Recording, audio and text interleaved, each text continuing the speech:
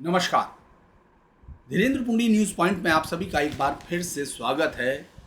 अभी supreme court के chief justice B.R. Gavai साहब की उस टिप्पणी का गर्द या गुबार अभी थमा भी नहीं था।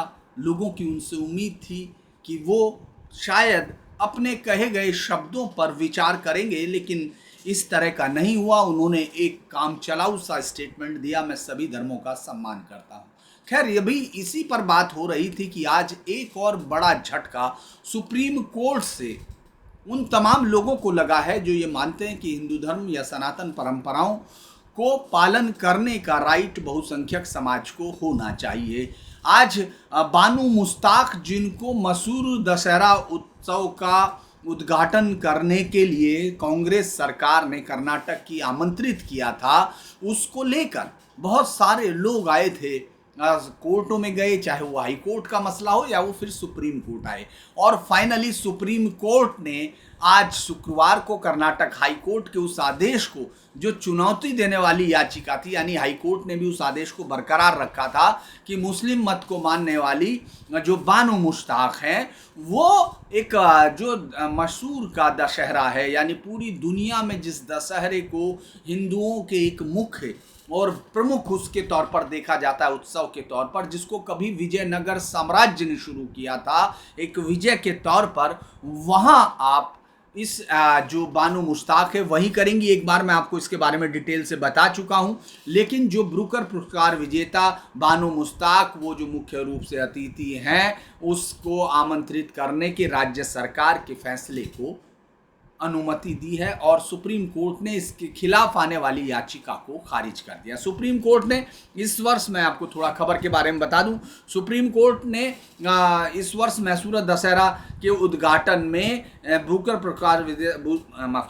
पुरस्कार विजेता बानो मुश्ताक को आमंत्रित करने के कर्नाटक सरकार के फैसले को चुनौती देने वाली याचिका को खारिज कर दिया है। इस मामले में याचिकाकर्ताओं का कहना था कि गैर हिंदू को परंपरागत पूजा अर्चना का अधिकार देना अनुचित है, और कर्नाटक हाई कोर्ट में ने पहले ही इस याचिका को खारिज कर दिया था। सुप्रीम कोर्ट में दायर याचिका में याचिकाकर्ताओं ने कहा था कि दशहरा 22 दिसंबर से शुरू हो रहा है, इसलिए मामले की तुरंत सुनवाई जरूरी है। उनका तर्क था कि एक गैर हिंदू द्वारा अग्रेश्वरी पूजा करना धार्मिक भावनाओं को ठेस पहुंचाने वाला है, जिसके बाद मुख्य न्यायाधीश B.R. गवई ने शुक्रवार को सुनवाई के लिए सूचीबद्ध करने की सहमति व्यक्त की थी। शुक्रवार को न्यायमूर्ति, यानी आज के दिन, न्यायमूर्ति विक्रमनाथ और संदीप मेहता की पीठ ने एक बहुत ही संक्षिप्त सुनवाई के बाद मामले को खारिज कर दिया। याचिकाकर्ताओं की ओर से वरिष्ठ वकील जो थे PB सुरेश ने दलील दी कि किसी गैर हिंदू व्यक्ति को पूजा करने की अनुमति नहीं दी जा सकती। इस पर न्यायमूर्ति नाथ ने, विक्रमनाथ जो हैं, उन्होंने फैसला सुनाया खारिज।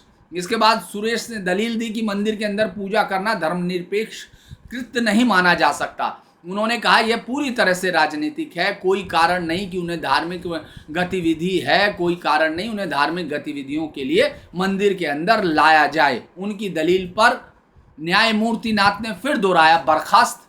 वरिष्ठ वकील ने बिना किसी हिचकिचाहट के आगे आरोप लगाया कि आमंत्रित व्यक्तियों ने अतीत में धार्मिक भावनाओं को, जो आमंत्रित व्यक्ति है उसने अतीत में धार्मिक भावनाओं को ठेस पहुंचाने वाली कुछ आपत्तिजनक टिप्पणियां की हैं। वकील ने आगे कहा कि ऐसे व्यक्ति को आमंत्रित नहीं किया जा सकता। न्यायमूर्ति नाथ ने फिर दोहराया कि मामला खारिज कर दिया गया है। न्यायमूर्ति नाथ ने फिर टिप्पणी की कि हमने 3 बार बर्खास्त कहा है, कितनी बार बर्खास्त करने की ज़रूरत है, और इस तरह से ख़त्म हुआ वो मामला जिसको, अब ये आपको याद होगा बानो मुश्ताक का वो वीडियो भी आपको मालूम है, जिस तरह से वो हिंदू देवी देवताओं का मजाक बना रही थी, और वो तमाम वीडियो बाकायदा मौजूद हैं। लेकिन वहाँ की राजनीति इस तरह से है, कांग्रेस वहाँ सरकार में, सिद्धारमैया की सरकार, जो पहले हिंदू धर्म को अंदर से तोड़ने के लिए एक और धर्म के अंदर धर्म की जो अवधारणा थी, वो पिछली बार की कोशिशों में थी। इस बार उन्होंने मैसूरू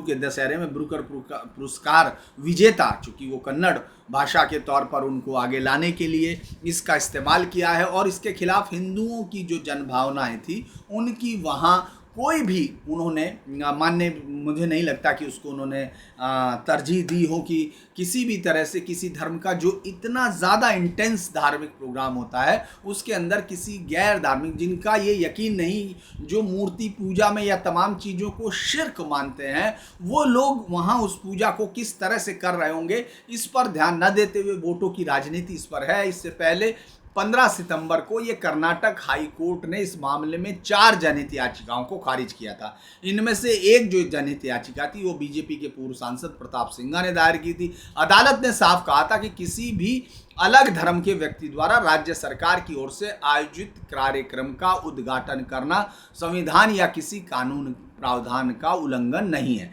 3 सितंबर को जो मैसूरू जिला प्रशासन है उसने, इसकी शुरुआत यहीं से थी कि 3 सितंबर को मैसूरू जिला प्रशासन ने ये जो दशहरा होता है उसके उद्घाटन का बानू मुश्ताक को निमंत्रण दिया था। इसके बाद भाजपा और अन्य विरोधी समूह आ गए थे। उन्होंने कहा था कि मुश्ताक ने पहले ऐसे कई बयान दिए जिन्हें हिंदू विरोधी या कन्नड़ विरोधी कहा जा सकता है, लेकिन इसको जो है बहुत ज़्यादा तरजीह नहीं दी गई और उसके बाद वहाँ से भी खारिज हुआ हाई कोर्ट से और इसके बाद अब सुप्रीम कोर्ट से भी हो गया और बानू मुश्ताक ही अब ये तय हो गया कि वो उसको सुनवाई करेंगी। और ये मैंने आपको बताया कि कल जस्टिस विनोद चंद्रन और जो जस्टिस BR गवई हैं इस देश के मुख्य न्यायाधीश, उन्होंने इस पीठ पर इस बार याचिका पर विचार करने की अनुमति दी थी, हामी भरी थी और इसके साथ ही वो यहाँ पहुँच गए थे।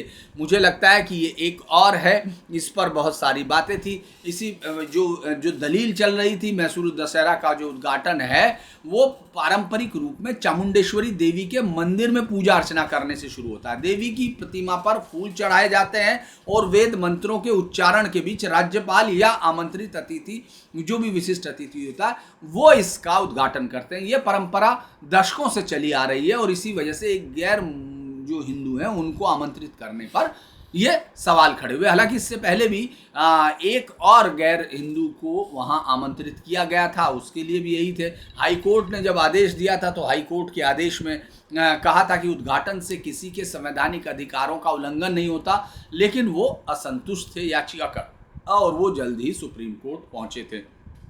तो मुझे लगता है कि ये एक और झटका है। हालांकि जो CJI का बयान था, जो उसमें उन्होंने भगवान विष्णु की प्रतिमा के पुनर्निर्माण के मामले में अपनी टिप्पणियों की इंटरनेट पर हुई आलोचना के मद्देनजर कहा था कि वो सभी धर्मों का सम्मान करते हैं।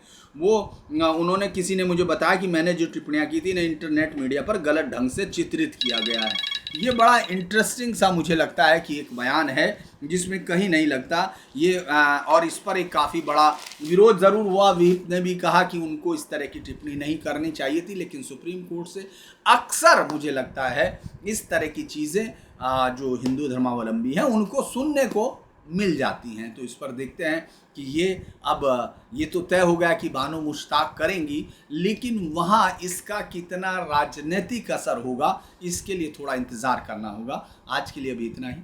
नमस्कार।